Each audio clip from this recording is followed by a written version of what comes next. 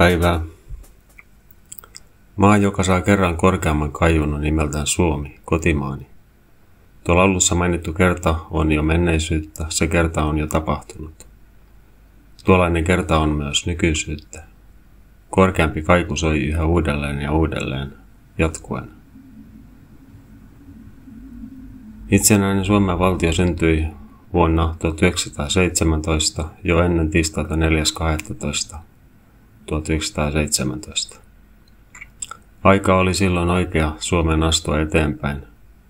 Hieman virallisemmin voin todeta, että ollessa niin Sweden kuin Rossiankin valtioiden yhteydessä ajanjaksoina 1200-1900-luvuilla ei Suomi ole ollut tosiasiassa uhattuna kertaakaan. Valtiollista itsenäisyyttä jouduttiin Suomessa kuitenkin taas puolustamaan sisällissodan sytyttyä vuonna 1918 ja uudelleen vuosilla 1939–1945 taantumuksellisien toimintojen kohdistuttua itsenäistä valtiota vastaan. Suomen puolustusvoitot molemmissa selkkauksissa ovat joka tapauksessa kiistattoman selkeät. Suomi etenee. Laulujoutsen ja kotka lentävät koivikon yli, karhu kulkee metsässä. Suomen leijonakin voi rauhassa lausahtaa. Pyhä koti, isänmaa. Tämä on Suomen nykyisyyttä. Valtion normaaliutta nykymaailmassa ovat pyrkineet koettelemaan jotkin asiat, jos jo historiassakin sellaista on tapahtunut. Nykyään on kuitenkin jo paremmin tiedossa, mitä hyvään elämään sisältyy. Varmaa on, että tällä planeetalla hyvässä elämässä jokaisen planeetan valtion on oltava normaali valtio.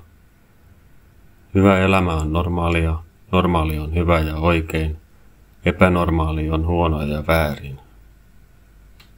Normaalia on esimerkiksi se, että valtiossa elää ja asuu sen oma kansa, perheet ja kansalaiset kukin omissa kodeissaan. Sellaisessa valtiossa ulkomaalaisenkin olleen mielekästä ja asiallisesti vierailla.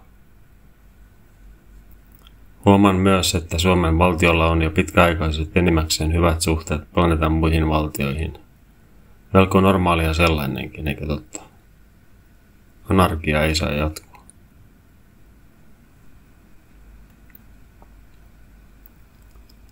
Soi sana kultainen, pohjoinen ja kallis. Rakkahat ikuisien huminat, tähtyömme lauluineen.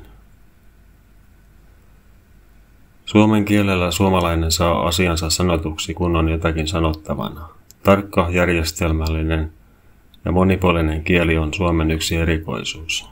Valikaamme siis kieltä, joka todella on vaalimisen arvoinen. Rikkaan kielen maassa on asiallista käyttää kieltä täsmällisesti. Yksi valtioiden välinen kieli pitää myös olla käytössä, siis britin kieli.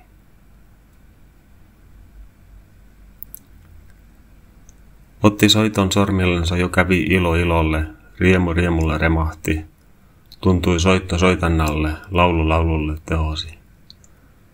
Helähteli hauin ammas, kalanpursto purkaeli, ulvosi upehen jouhet ratsun raikkahuivat. Patsas patvinen pajahti. Suomen luonto on 4 vuodenajan tahdissa ja vuodenajat jokainen erottuvat toisistaan. On kevät lisääntyvinen vehreyksineen, on kesän kirkkaus lämpöineen, on syksyn tulo väreineen, on talven viileys ja vaaleus. Suomen luonto on puhdas ja nautittavissa jokaisena vuoden aikana. Se on tärkeää. Se on hyvää. Täältä itäisestä Pohjois-Euroopasta käsin, kun katson etelään, näen Afrikan. Kun katson länteen, näen Amerikan. Kun katson itään, näen Aasian. Kun katson pohjoisesta itään, näen Australian ja Antarktiksen. Kun katson eteenpäin, näen parempaa elämää. Kun näkee parempaa elämää, voi olla onnellinen. Onnellisen tapahtuessa on kiva joskus muistella onnellista tapahtunutta.